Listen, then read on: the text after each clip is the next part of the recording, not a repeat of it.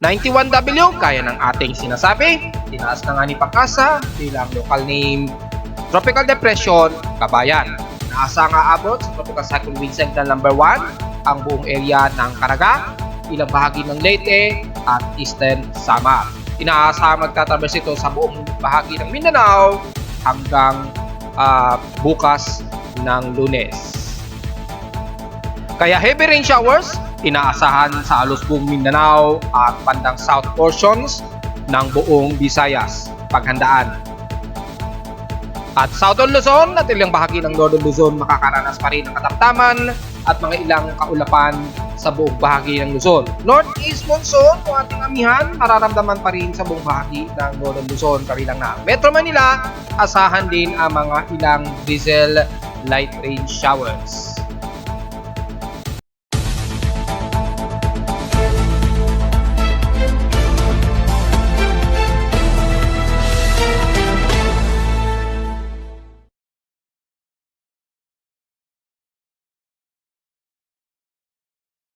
Hello, good morning mga folks. Welcome po muli sa ating daily weather bulletin at analysis para sa araw ng linggo, December 17, 2023. Ang oras natin po sa mga umaga ay alas 9:54 na ng umaga.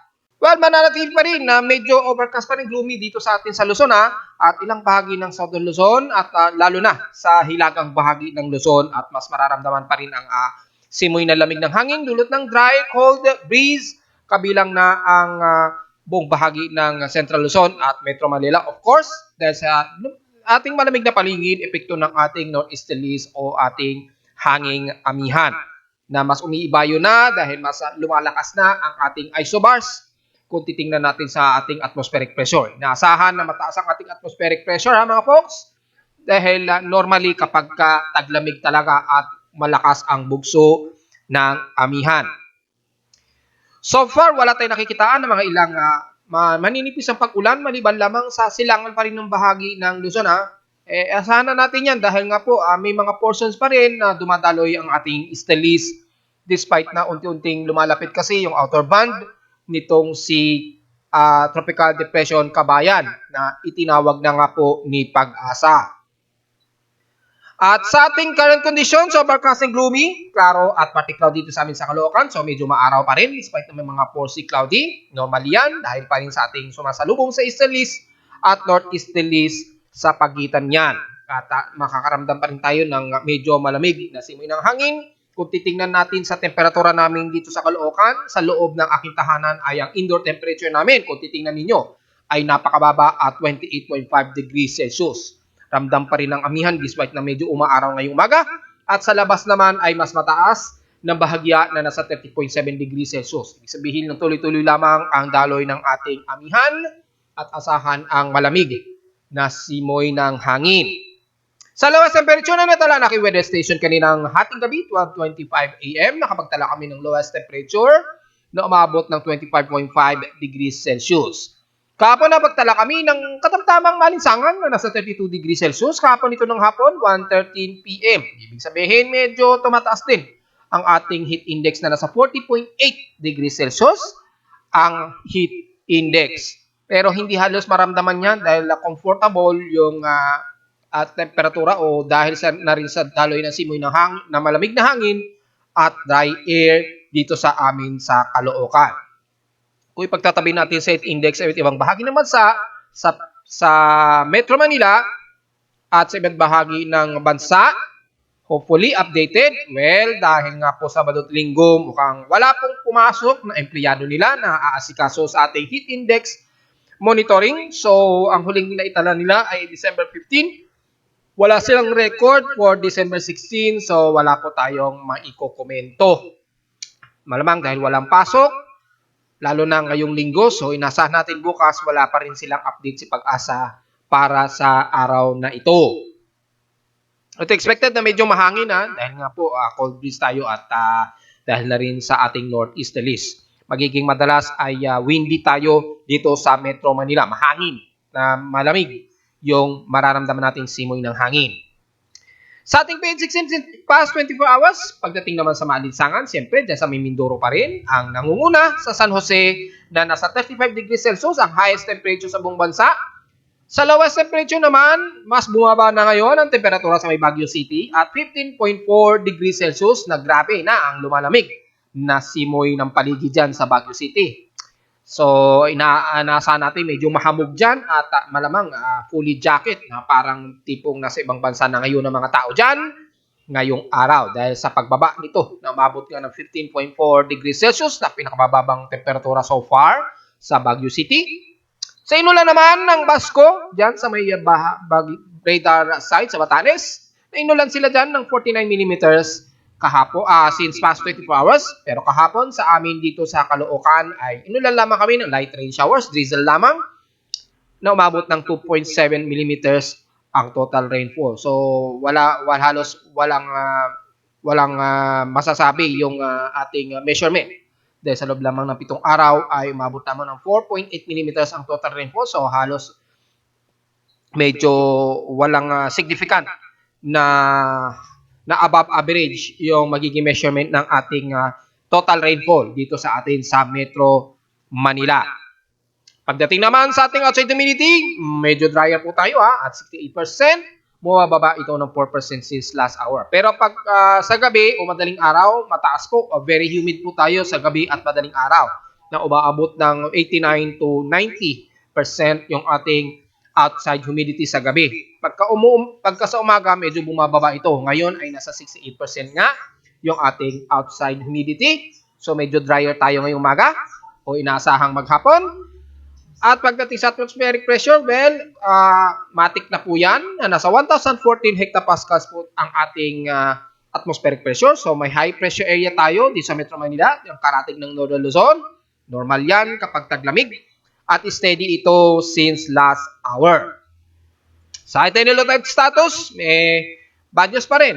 Medyo layo-layo pa rin ang ating mga mangingisda o maliliit na mangingisda. Pero bawal po sa may bahagi o sa halos buong silangan ng bansa lumayag ang ating maliliit na sasakyang pandagat. Inasahan natin na higit sa 48 hours pa na magiging mataas ang alon sa halos buong silangan ng bansa, lalo na't malapit. At inasahang mas lalapit itong si Kabayan dyan sa silangang bahagi nga ng Mindanao at yung outer range ito na magpapang-abot nga sa Eastern Visayas. So, sa mga kababayan natin dyan, medyo paghandaan na po at nung mga nakarang araw pa natin tayo nagbibigay ng paghahanda dyan sa mga kababayan natin sa southeastern ng Visayas at buong bahagi ng Caraga, lalo na dyan sa Eastern Mindanao area.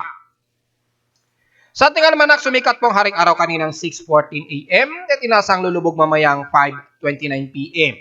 Ang ating waxing crescent na 21% na po ang liwanag sa buwan o 21% illuminated ay sisikat po o sumikat ngayong 10:12 AM, ngayong 10:12 AM o may konti na po. So mga ilang minuto na lamang mag-moonrise na po ito.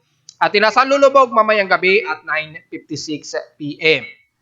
At sa ating local weather outlook para ngayong linggo hanggang bukas na po ito ng Lunes ay nasa magiging party po ang maghapon natin dahil sa medyo nagkakaroon na ng pushover yung paglalapit kasi nitong si Kabayan at nagkakaroon na ng unti-unting significant na pag-i-interact ng ating inflow ng ating hanging amihan dito kay Kabayan habang ito ay lumalapit nga sa silangan ng bansa.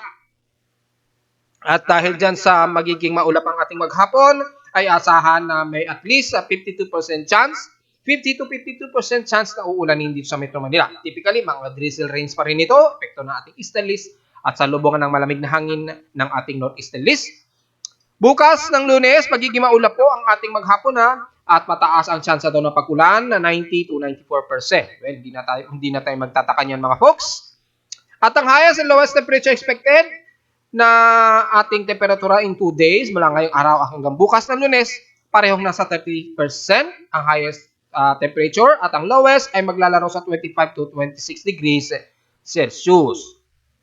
Samantala, gaya ng ating inaasahan ay dineklara na nga po ni Pag-asa itong C91W. Tinawag na nga po sa ating local name na Kabayan, gaya ng ating mga report nung mga nakarang araw pa ng ating analysis.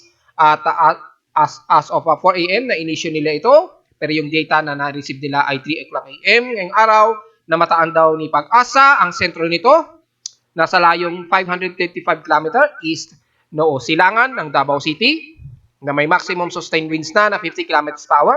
Malapit to sa gitna at bugsong umaabot ng 70 km an hour. May kilos pa rito pakanluran sa bilis na 10 km an hour pa rin. So expected na yan pagtatraverse yan sa halos buong Mindanao, lalo na dyan sa may bandang Caraga area. Patagos na yan ng bandang Zamboanga del Norte, approximate yan. Dahil yung cone of uncertainty ay mananatili pa rin malawak yan, mga folks. Asahan po mga heavy rain showers at gaya ng aking mga babala noong mga nakarang araw, ay ingat po, lalo na sa may taga Surigao del Sur at buong area na lang naman ng Caraga para mas maliwanag po na maiiwasan natin yung biglaang pagguho ng lupa dahil nabanggit na natin mga nakarang araw ay mga bitak-bitak dyan dulot ng mga aftershocks na tuloy-tuloy. Kung di ako nagkakamali, kahapon ay nakapagtala pa rin ng mga ilang aftershocks na maabot ng 5, magnitude 5 na mga paglindol. So, kung magsisimula na mga pag-ulan dyan sa bahagi ng Caraga o Eastern Mindanao area, ingat sa mga kababayan natin malapit sa mga kabundukan dahil hindi natin masabi ang mga biglaang pagguho ng lupa. Dahil yung mga bitak-bitak dyan ay mabubuhusan niya ng malakas sa ulan at paglabot ng lupa sa pinakailalim nito na magdudulot po ng mga landslides. Well, sa lagay ng ating panahon ngayon sa buong bansa, maliban na lamang sa mga asahan nating mga heavy rain showers dyan sa buong bahagi na silangan ng Mindanao at buong Caraga area, damay na ang buong Davao region na po at Sorsogon area. Unti-unti, mapapang-abot na ang buong Northern Mindanao niyan. At sa may bandang katimugang parte ng Visayas, damay-damay na po dyan ang Eastern Visayas, ang buong bahagi ng Leyte, Central Visayas at bahagi ng Negros region. Unti-unti yan sa loob ng 48-hour period. Makakaranas na ng mga pag-uulan yan Ngayong araw, medyo yung silangang bahagi pa lamang ng Eastern Visayas at Mindanao ang makakaranas muna ng matinding heavy rain showers. At makikita natin sa ating infrared heavy rain showers, ang pulutong na ito ng kaulapan. Gaya na aking sinasabi, ay hindi magiging worry yung hangin ng dala nitong si Kabayan, kundi yung dalang ulan nito na inaasang aabot sa 300 mm o posibleng hihigit pa yung buhos ng ulan nito ngayong araw sa area na yan. Kung titingnan natin ng mas malapitan gamit ang Himawari 8, ay halos sa buong Caraga ang nakakaranas ngayon ng heavy rain showers. So hindi na natin isa-isahin yan. Mula yan ng Surigao City, pababa na yan ng Compostela Valley. Damay-damay na ang Davao del Norte. Siyempre, Davao City na po, kasama na yan. Pababa ng Governor Honoroso at sa loob nga ng 48 hours, damay-damay na rin ang buong bahagi ng sentro ng Mindanao, Sorsogon, BIRMM, Osamis, all the way hanggang Zamboanga Peninsula na po yan. Well, magiging maganda ang masasabi ko sa may bahagi ng Mindanao dahil ilang araw na rin sila nakakaranas ng matinding init ng alinsangan dyan. So at least medyo maiibsan muna ang tinding alinsangan dahil sa unti-unting magiging mostly cloudy ang iiral sa inyo dyan at magtataas ang very cold, humid na temperatura. Dahil nga po sa paglapit nitong si Kabayan na magdadala ng matitinding pag-uulan. So ingat na lamang sa ating mga kababayan at expected na tropical cyclone wind signal number 1 ang maaaring itaas ni pag-asa sa buong areas na yan ng Mindanao at bandang katimugang parte ng Visayas. So yung parte na yan na naabutan ng range na yan ng outer band ay nakataas na sa tropical cyclone wind signal. Kahit hindi na natin silipin sa ating local weather advisory, makikita niyo yan dito sa ating weather forecast and advisories. Sa weather advisory sa Pilipinas ay siguradong naka-indicate na yan yung ating tropical cyclone wind signal. Dahil nga po itinaas na sa tropical depression Kabayan na inaasahan lang sana natin na manatili itong low pressure area kay Pag-asa. Pero gaya ng ating sinasabi, itinaas na rin siya dahil nga po kay Japan Meteorological Agency. Susunod din talaga yan si Pag-asa. At dahil dyan, magiging maulap din at ang buong bahagi ng Visayas. So far sa kanluran, medyo magiging parte tumusil kaudi muna pero unti-unti yang sasama na rin ang panahon ninyo dyan sa loob ng 24 oras mga folks. So paghanda na lamang po maging ng mga taga Zamboanga Peninsula. So generally, unti-unti ang buong bahagi na yan ng Visayas at Mindanao sa loob ng 24 oras makakaranas kayo ng moderate, unti-unti at heavy rain showers na mga taga-kanlurang bahagi ng Visayas at Mindanao. Samantala, sa may bandang Southern Luzon, magiging maulap din, party to mostly kauding iiral dyan sa bahagi ng Marinduque, Tabias Alan sa Romblon, Masbate at ilang areas ng Sorsogon sa may Bicol region, unti-unti at asahan din ng mga isolated rain showers. Kalat-kalat po ito dahil sa may mga influence pa rin ng outer bands dyan di Kabayan at dahil din sa salubungan nito at interaction sa ating northeasterlies. Yung interaction nito, ito yung significant na pipiliting magpapahina kay Kabayan, yung ating northeasterlies dyan na sasalubong at mag-i-interact sa kanya. So, yung interaction niya, pagitan nitong kay Kabayan ay significantly, unti-unting magpapa-weekend state sa kanya habang ito ay tumatawid ng buong bahagi ng Mindanao area. At habang tumatawid niyan, ay magkakaroon ng influence ng malamig na hangin dito sa may hilaga na magdudulot na rin ng mga kalat-kalat na mapag-ulan na may pangapagkidlat at pagkulog ang iiral sa buong bahagi ng Southern Luzon at ilang bahagi ng Bicol region. Asahan na po natin yan ng apoksa. And the rest ng Mimaropa, sa ngayon, ilang katamtaman ang lagay ng panahon ngayong umaga dyan sa bahagi ng Palawan, sa Puerto Princesa at Coron. Pero mamayang hapon, asahan din ang mga isolated rain showers, lalo na sa kaduduluhan ng Bataraza at Balabac. And the rest ng Mindoro sa ngayon, magiging maalinsangan at unti-unti rin magkakaroon ng mga minsanang part dito mo sa Caudy dahil sa accumulation pa rin ng ating easterlies at easterlies at dahil sa influence na rin ng interaction nitong outer band ni Kabayan, magiging maulap ang halos buong Southern Luzon. Unti-unti madadamay na ang parte ng Camarines Norte, buong bahagi ng Quezon Province at unti-unti sa may bandang Calabarzon, diyan sa may bandang Batangas, Laguna area at ilang parte ng katimugang parte ng Metro Manila sa may Cavite, Parañaque at unti-unti mararamdaman natin yan sa bahagi ng Metro Manila. Although hindi masyado significant, mararamdaman yung epekto nitong si Kabayan, hindi gaya ng mga taga-Bisaya sa Mindanao, pero yung interaction ng mga kaulapan na magbabounce o dahil sa epekto ng salubungan ay magkakaroon tayo ng mga ilang mostly cloudy, lalo na sa hapon o sa gabi. So, hindi inaasahang mga isolated rain showers pa rin. Typically, mga light to moderate showers, just in case. Pero mas marami ang light rain showers. Kabilang na ang bahagi ng Quezon Province at buong bahagi ng eastern part ng Northern Luzon. Magkakaroon pa rin ng mga ilang drizzle rains, pero despite nyan, ay mas malamig na temperatura ang mararanasan, lalo na ng mga taga-northern part ng Luzon, dyan sa bahagi ng Cagayan Valley, Apari, Ilocos Norte lalo na, at dyan sa pababa ng Zambales. Mas maaliwalas ang mararamdaman na lagay ng panahon ng mga taga-kanlurang bahagi ng Luzon, especially ng mga taga-Ilocos Norte, pababa ng Zambales. So, damay-damay na rin ang areas ng Pangasinan. So, mananatili pa rin maaliwalas at medyo malinsangan pa rin ang magiging temperatura dyan. Pero medyo mababa dahil nga po sa ating malamig na simoy ng hangin. So, manatiling mataas ang dry spell natin dyan o tagtuyot ha.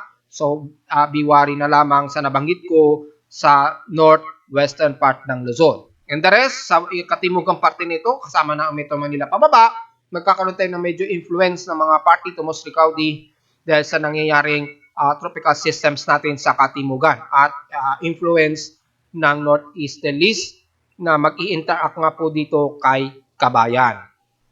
Samantala, ang aking tropical cyclone sector medyo naka-offline po dahil nagkakaroon ng maintenance dahil sa nagkaroon daw yata ng electrical surge sa may bandang Hawaii. So, yung mga systems nila doon, including ng kay Joint Typhoon Weather Centers, medyo naka-offline po sila ngayon, so wala tayong magiging data maging sa ating tropical cyclone sector. Magbabase muna tayo sa ilang data na available sa ating tropical cyclone advisory and forecast. So wala tayong data mula kay Joint Typhoon Weather Centers, pero sa ating mga ibang tropical cyclone forecast and guidance and sensibles, makikita natin ay nakataas po. According dito, so mukhang nagtaas na si Japan Meteorological Agency ng another tropical cyclone level na umabot ng tropical storm at tinawag na nga po itong Jelawat. Ayan, yung international name niya magiging tropical storm Jelawat.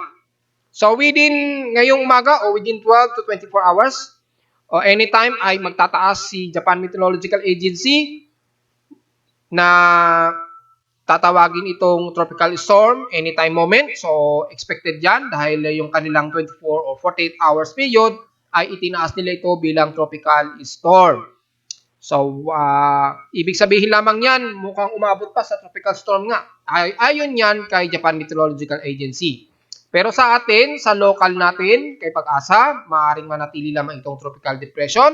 Depende kung susunod siya kay Japan Meteorological Agency. So, kung pagpapansin natin yung available data natin sa ating webpage na data feed mula kay Japan Meteorological Agency, kumikilos pa rin ito pakanluran. Inaasahang lalandfall ito sa parte ng Caraga o dyan sa may bandang Surigao del Sur. So, ina-expect natin yung magiging track niyan ay ganito. Yan, ganyan. At tatawid pa ito ng bandang Palawan sa loob ng 48-hour period. So, kung titingnan natin yung magiging analysis track, tatamaan o maglalandfall ito sa may parteng Surigao del Sur area. So, in-expect natin yan na yung kanyang central air pressure maglalaro sa 1,004 to 1,002 hectopascals. So, yung mga kababayan natin sa buong Caraga area ay asahan po ang heavy rain at maaari pang umabot ng violent rain showers. Wala tayong analysis mula sa ating automated and global ensemble forecast dahil nga po naka-offline po ang data feed mula sa Hawaii dahil nagkaroon ng maintenance ang buong NOAA kung hindi ako nagkakamali. Kaya wala tayong data feed mula sa kanila maging kay Joint Typhoon Weather Centers. Pero at least meron tayong analysis data na nasa maximum sustained winds. Ako din kay Pag-asa, nasa maximum sustained wind nga po ito na 50 km per hour at ang bugsong umaabot ng 70 km per hour kaninang madaling araw na naitala nila ito mga bandang 3 o'clock AM kaninang madaling araw. Wala tayong idea ngayong umaga pero maglalaro yan sa ganoong wind speed. Pero may mga alternative naman tayo dahil kung sisilipin natin dito sa ating alternative weather site mula kay Zoom Earth, kung pagbabasahin natin, yan, kung sisilipin natin yung live, mukhang wala rin silang data feed dahil nga po sa nagkakaroon ng maintenance kay Hawaii. So, silipin natin kay Windy this time.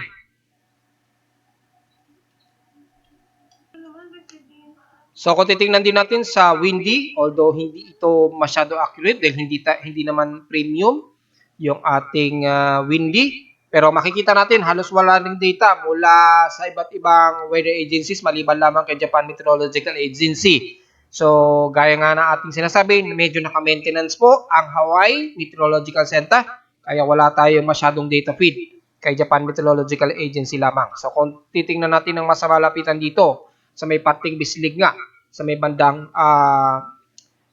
Surigao del Sur, banda, maglalandfall sa may bandang Lingig, ayan o. Yung ipinapakita kay Windy. At magtatraverse nga to sa buong bahagi ng Mindanao ng Caraga. At according dito ay dadaan pa ito ng Cagayan de Oro according dito. Bukas ng alas 8 daw ng umaga. Yun yung ahead forecast nila. So far yun lamang ang initially na ipinapakita dito at according dito kay Windy ay nasa 65 km per hour ngayon ang kasalukuyang wind speed nito. So, malakas-lakas din kahit papano. So, yung magiging concern lamang, yung dalang ulan nitong si Kabayan na papaulan ng husto dyan sa may bahagi ng silangan ng Mindanao. Ingat po mga kababayan sa posibleng mga pagguho ng lupa. Samantala ay nakataas po sa ating red flood warning advisory ang buong bahagi ng Caraga po kasama ng Agusan del Sur at buong Surigao area, Davao Region, at ilang bahagi dyan sa may bandang Coronadal area. So, ingat po mga folks at maaaring lumawak pa yan sa loob ng 48 oras dahil nga po tatawid dito ang ating binamatayang bagyong si Kabayan. Yung traversing ng kanyang sentro ng sirkulasyon ay according sa track ni Japan Meteorological Agency. Dahil wala tayong data mula sa Hawaii. Kaya yung magbabasahin muna natin kay JMA na tatawid ito diyan sa buong bahagi ng Caraga area sa loob ng 24 oras o hanggang 48 oras. So yung areas na yan magdudulot po ng mga matataas na pagbaha. Asahan po yan mga folks. At ng mga taga Cagayan de Oro, medyo handa-handa na rin po sa expected na buhos ng ulan. So nakataas po ang buong bahagi ng Surigao area, Agusan area, Davao Region at areas ng Coronadal ngayon. So ingat po sa mga potensyal na pagbaha at mga di inaasahang pagguho ng lupa. Ingat na lamang po lalo na mga Surigao del Sur. At narito naman ang ating 3-day 20 weather forecast para sa araw ng Linggo, December 17, 2023.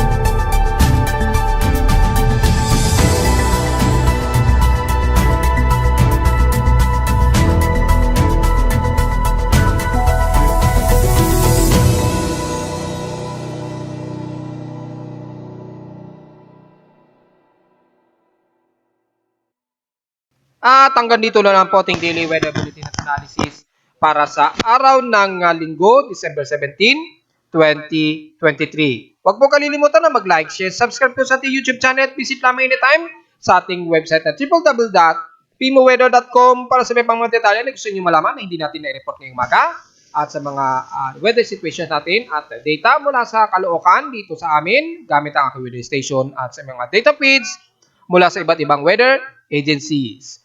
Maraming salamat po mga folks at magandang araw po sa ating lahat.